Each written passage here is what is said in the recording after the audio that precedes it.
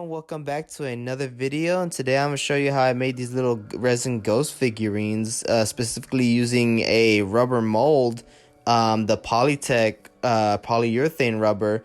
And the reason why I specified that is because if you've seen the channel, you know that I've in the past I've either used the hardware store silicone from like Home Depot, or more preferably I like to use the Umu 30 smooth on mold making silicone. But with the, because I've had some of these materials lying around for a while, I don't want it to go bad, and so I just want to use whatever I have left and just kind of get rid of it. And so I had a lot of the Polytek rubber left, and I decided to make a mold out of it using the ghost, this little ghost sculpture I made like a while ago. And so yeah, that's kind of the general idea for the video, and you can see like with the rubber mold, it's pretty good. I'll show you like kind of more about it later, but it's a pretty decent mold, although after a few pours it's already starting to kind of like tear apart. But let's get right to it.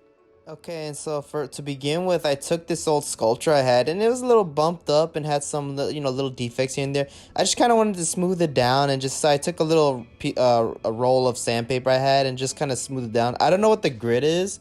I probably could have gotten a better grit, and like that way I could have smoothed it down better. But regardless, I just wanted to kind of clean it up a bit, and that way it could be kind of ready for mold making. I also want to mention that I used water technique, so that way I could kind of rub off the excess clay from the paper and still use it.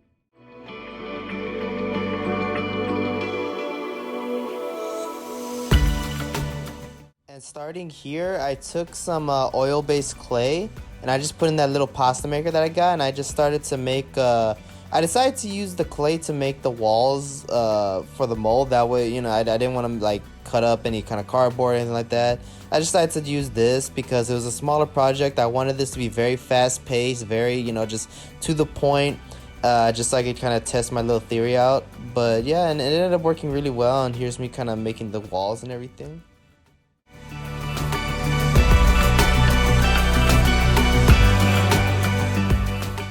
So one thing I would like to point out is that this rubber material right here, when it's in this form, it's actually supposed to be more of like an ambery type of color, but as you can see, both are very discolored. One's really bright or like unsaturated, the other's like really dark, and it makes this gray color, which again is supposed to be an amber, but in the end it kind of cures out to be an amber color anyways. I just wanted to point that out because I was like, oh man, I really hope this works out, and thankfully it did, which you can see me pouring right there. And this is why I wanted to use the oil clay, because as you can see, it's just an easy process just taking it apart. And in this process, I'm starting to just kind of cut it up. I'm doing like a one-piece cut mold, which I learned from Robert Talone. He's a YouTube artist, mold maker on here, and I learned kind of like this process from him. I mean, it's kind of a simple, easy process to learn anyways. You can kind of just learn on your own, but it's just the way he does is like you gotta kind of like score it or like cut it in a zigzaggy kind of way, and then that way when it closes, it holds its shape together, and you can barely see a seam line. Although for the rubber, it was kind of like I'll show you right here. It's actually it's still very flexible. Like I got a 70.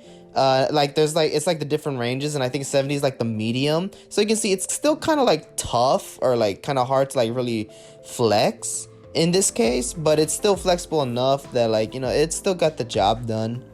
But there was kind of slight parting line, and it kind of showed on some of the figurines.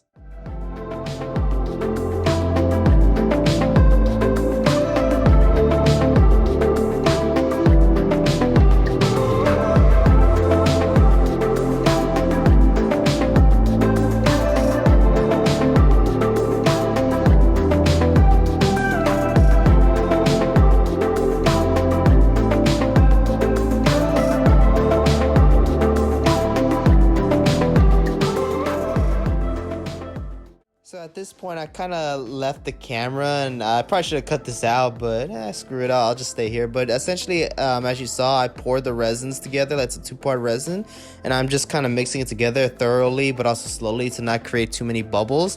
Although in this first pour, I do make a lot of bubbles. But I mix it thoroughly for a while, and then I start pouring it. And when it came time to demold, I believe this is the demolding process. It was a little hard. I found that you need to spray with mold release, because the resin does stick to this polytek polyurethane rubber pretty well, so I kind of had to use some tools to pry it out, but you can see it's, you know, pretty good. And here's kind of the patching up process where I use some, you know, caulk and whatnot, and like some epoxy sculpt to like kind of seal up some holes. And after that, it's just the painting, which I started off with a black primer, really just kind of used up the black paint. I have a lot of that apple barrel paint. And then when painting the colors itself, it was kind of hard because, you know, some of these colors don't show up well on black. So what I did is I just did it one layer at a time until eventually the colors started to, you know, come out more the way I liked it.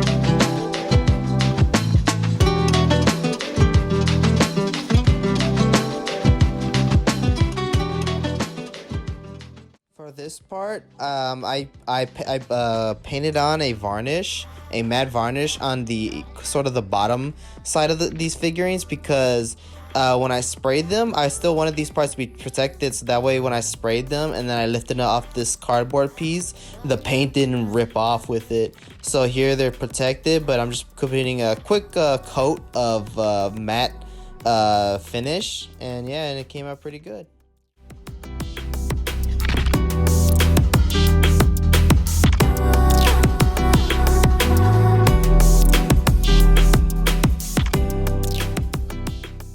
And that about does it for this video. And as you can see, I made 5 so far. One because my niece actually wanted a pink one, so I made one for her. But the other 4, I made. And yeah, I kind of just did like I said, this is just supposed to be like a quick job. I wanted to really test out to see if I could use the polytek rubber as a mold, and I technically can, but it's just like I said, the resin sticks to the rubber, and so it makes it hard to really like demold it. And plus, after like 5 pours, there's some parts that are already starting to rip and tear, and so this mold's not gonna last much longer. So I don't think I'm gonna use it for much more. But you know, when I get more of the Smooth On brand, maybe I'll use it. And I'll keep making more. But yeah, so I mean, that's about it. That's the end of this video, and I hope y'all enjoy watching. If you want to check out some pictures of these guys, you can go on my Instagram page, Giovanni Arts Collectibles. I put all my hobbies, sculptures, and all that stuff on there. And yeah, I just appreciate y'all for sitting through the video, and have a great day.